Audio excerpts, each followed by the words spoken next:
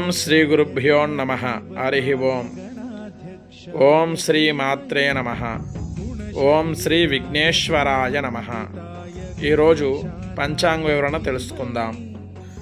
స్వస్తి స్త్రీ చాంద్రమానేన విశ్వవసునామ సంవత్సర ఆషాఢమాస ఉత్తరాయణము శుక్లపక్షము ది 2వ తారీఖు 7వ నెల 2025 బుధవారము.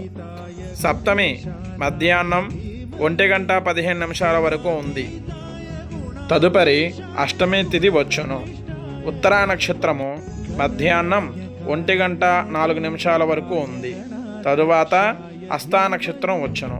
అమృత గడియలు ఉదయం 6:25 వరకు ఉన్నాయి. వర్జం రాత్రి 10:10 నుండి 11:45 వరకు ఉంది.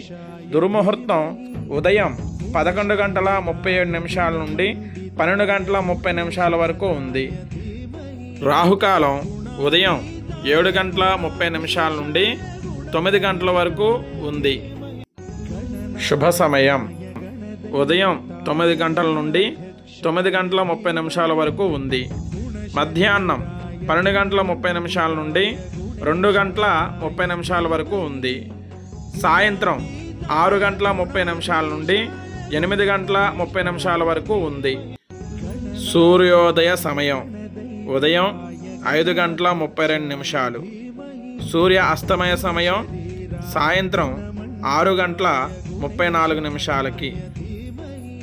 ఈరోజు బుధవారం కావున శ్రీ విఘ్నేశ్వర స్వామి వారికి ఎంతో ప్రీతికరమైన రోజు. ఈ రోజున గణపతిని భక్తి శ్రద్ధలతో పూజించి స్వామివారి అనుగ్రహాన్ని పొందగలరు. ఈరోజు సప్తమి తిథిని వివస్వత సప్తమి అంటారు. వివస్వత సప్తమి అంటే ఆషాఢమాస శుక్లపక్ష సప్తమిని వివస్వత సప్తమి అంటారు. ఈ సప్తమికి అధిదేవుడు సూర్యభగవానుడు. సూర్యభగవానుడికి 7 సంఖ్యకు చాలా దగ్గర సంబంధములు ఉన్నాయి. సూర్యభగవానుడు పుట్టినది తిథి సప్తమి. సూర్యభగవానుడి యొక్క రథము యొక్క అశ్వములు 7. తరువాత సూర్యభగవానుడి యొక్క కిరణాలు 7 రంగుల సమ్మేళనము. తన కిరణాలతో దేన్నైనా పూర్తిగా కప్పి తన శక్తిని ప్రసరింపచేయగలడు. కావున సూర్యభగవానుడిని వివస్వతుడు అంటారు. ఈరోజు స్వామివారు రథాకారంలో కనబడతారు.